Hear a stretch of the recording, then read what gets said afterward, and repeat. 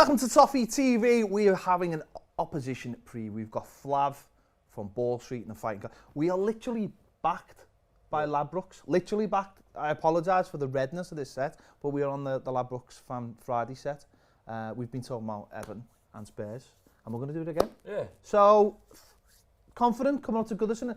Been a weird start to the season for Spurs. Yeah, it is. It has been a weird start. But actually, if you look at how we've started the last 10 seasons, we always win one, lose one, and draw one. So it's kind of... You haven't won anything in those 10 seasons. No, and I don't anticipate us winning anything this season either. So it kind of fine. It's fine. Everything's fine.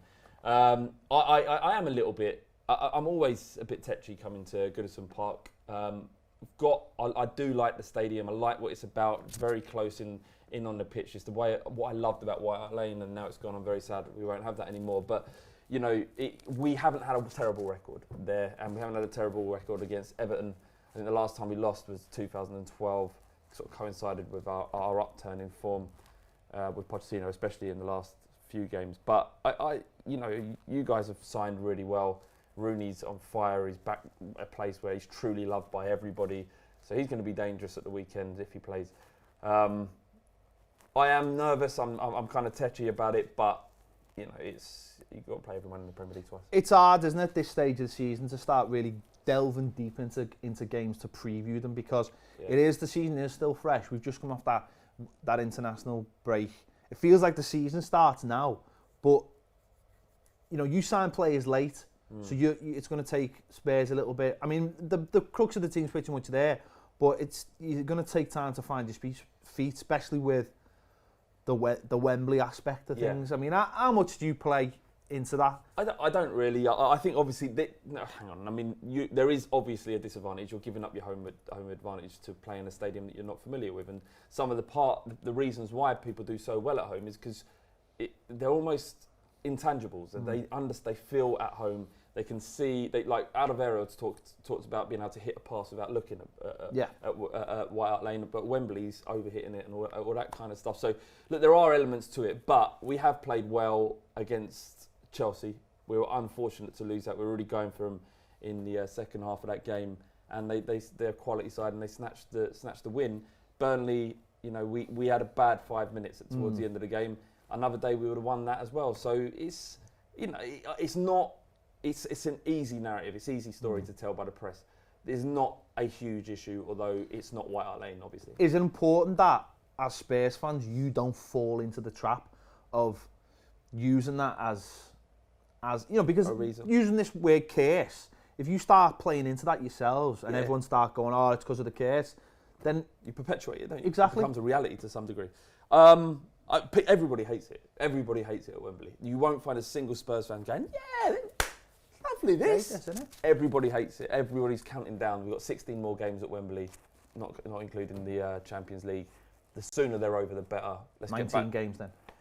19 games, that's fine. Let's get 19 games at Wembley, and then get into our new stadium, get back to Tottenham, where you know, and it's a dodgy area, it's a rough area, but it's our home, and that's what we love. So it's important for us to get back there. Just get this season out of the way. So write it off already. Where do you think that will mean you'll end up this season? Yeah, it's a tough one to tell. I still think we'll be okay. I think we'll probably finish in the top 4. I think we'll finish 4th probably. So, you know, despite Wembley, you can't deny how good our team is, the first 11 at least. And it remains to be seen how good our signings are. So that's going to be a big factor as well. We sold Walker to Man City. We brought in Aurier, and he. If you talk to people who watch French football, I don't. He's apparently as good, if not better, than Walker. So if he can keep his mouth in check. You know, Pochettino came out this morning and said in the meeting I had with Aurier that he said, look, if you get any more of that antics at PSG, I will headbutt you. Where's that story come from? What's the Pochettino said it in a press release. Yeah, well, what did the kid say in the first place? Right, so he I won't say the word, but he called his manager Laurent Blanc a homophobic slur. Did he not? Yeah, and he also said that he would like to bugger Ibrahimovic. So that's so there's that. He did it on Periscope as well, which shows broadcast live. He also punched a policeman. So look, he's not cut from kind of the. He's not surprisingly didn't sign for Chelsea. That's what religious cloth. Yeah, but look, you know, ultimately, it comes down to how good someone is on the football pitch.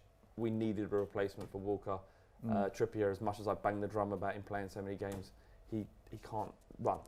He can't run with the ball. He registered 0 sprints last season. Sorry, 0 take-ons. And not that's one, not one take-on. Not once did he think, "Oh, go past this." I think, you know, a lot of people talk about Everton's team or have been, and the biggest problem we've got is we've got lack of pace in our team. Yeah. But I look at Spurs' team and I don't think it's filled with lots of pace, but I do think the fullbacks are your outlet, your width, and your how you transition up the pitch is such a big important. And I take that for us, thinking, well, at the moment we're a bit short, but maybe when Seamus Coleman comes back, if he comes back the same way, and maybe if I don't know, in January or next summer we buy a left back, that's how we'll start playing. But I look at you and I look how successful you've been. But I'd say you're not filled with players who've got massive amounts of pace. All of that pace came from fullbacks or the wing backs on the flanks. And you're right about when we had Walker and Rose both fit, we had pace, where elsewhere in our team there isn't a great deal of it. Like Kane's quick, but he's kind of quick and powerful. He's not like a burst in and he'll do a defender. So you know, we've got Aurier on the right and Davies on the left. He's not going to give you much, Davies. He's a solid footballer, but he isn't a wing back.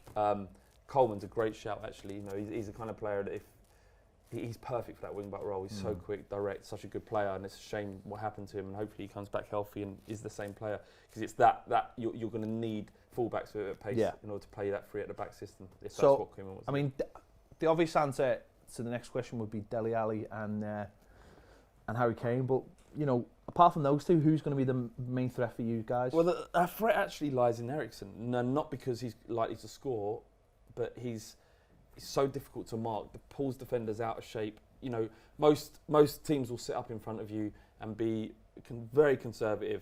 Let's not get pulled out of shape. Let's not give any chances. And Dele Alli and Eriksen's ability to run into space and cause mayhem. Essentially, it doesn't look like mayhem when you're watching a football pitch, but on footballing terms, the defenders are getting pulled all out of shape, and it creates so much space for us. That's one of our finest tactics. It's weird that it's a skill, but running into space is actually quite a difficult thing. Knowing where to run is something that Ali and Eriksen are especially good at. If we can find space between the defence and the midfield, it's Eriksen that's going to do it. And if you give him the ball in that area, he generally is quite damaging. So I would say Eriksen's the one. Yeah, well, I agree, and you're right.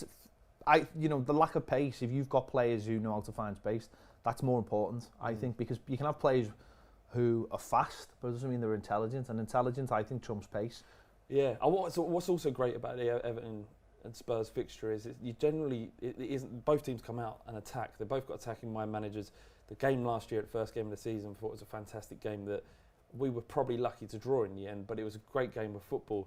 It's really tough. Like, we finished second last year, and teams sit up to defend, and it can be boring at times. Yeah. And Burnley did it. They just dogged in defence, and fair play to them. They got to play within their means, and then they hit us on the break and scored at the end of the game. But it's really tough as a supporter because it's frustrating to watch. It's boring. It's hard to get up for it. You're just passing it around and around. So what I'm looking forward to about this game is hopefully it's an open game, lots of excitement where you can see both teams have quality players now and see a good game of football. What are you expecting result-wise? I hope my gut feeling is that we'll nick a win, but head probably says a draw. Yeah, I tend to think a draw, but we haven't quite gelled yet, and it'll be interesting to see how we set up and how we go, because we've got a Europa game in the week, and obviously you've got Champions League. We don't have too many forwards to juggle with, so it'll just be interesting to see how we set up and where we go from now. And you might see Gylfi Sigurdsson obviously will be playing and be a lot more fitter than he has been in the last couple of games. So it'll be interesting to see. Who would start? Would it be Rooney starting as your forward, your main forward? He'll be one of the forwards. We typically, I imagine we'll play three across the front with Dominic Calvert-Lewin playing through the centre, and possibly Sandro. I think he's now fully fit. He hasn't been quite fit, so I think he'll be fully fit. And maybe Gylfi Sigurdsson coming off the left. So, but there's a lot of things up in the air at the moment. A lot of players haven't quite settled in, and we haven't quite settled into a way of playing without Lukaku. And it's going to take a little bit of time. And we haven't been helped by the fixture computer that's thrown all these tough games We've obviously City away, Chelsea away, yourselves, and we play United next week. So it's been a difficult start, but we've done all right so far. But you get these victories out of the way. You know, God knows what Everton. You can't judge Everton or Koeman and the players you've signed in those first fixtures because it's impossible to settle when you've got to spend so much time dealing with what Man City, what Tottenham, what they're going to bring. That you know, it's harder to spend time actually establishing these new players into the team. But you know, you bought really well, and talking about players settling.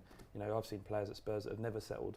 yeah, Sissoko has never settled. that's been one thing that Janssen most of the players have just been like look like they've been in there for years. So that's been a really, really good plus point. So I think it'll be a good game, and you know, for us as well, we started the season with having to qualify for the Europa League, which I know some people mightn't think that's the biggest thrill in the world, but having to get through those 2 games that were a little bit tricky, and after obviously have an eye on the Premier League. Now that's settled them in the Europa League, I imagine everyone will be a little bit more relaxed at the club, and we'll push on now. So yeah, I expect it'll be a really good game. It's a Saturday 3 o'clock kickoff. Won't get many of them. Who'd have thunk it? So I'm looking forward to it. So you know, may the best team win. Big thanks to Ben. Flav for coming on. Thanks for watching the show. Let me know your comments. What are your thoughts on this game? And don't forget, subscribe to Patreon because it's boss and it's only £3 a month. Take it easy.